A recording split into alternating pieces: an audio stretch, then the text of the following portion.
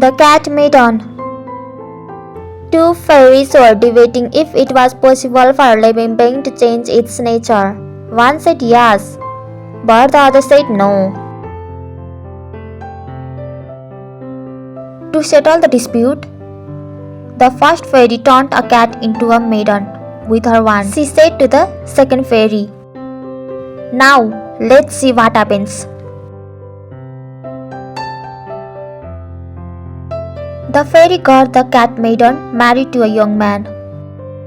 After the wedding, the couple sat down for the wedding feast. "See how well she is behaving.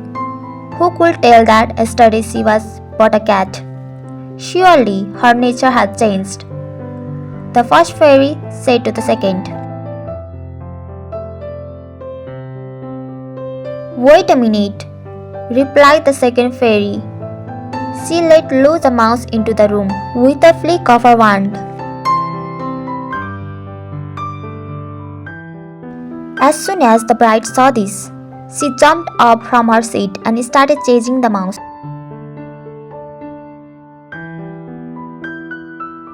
The second fairy smiled at the first and said, "See, I told you."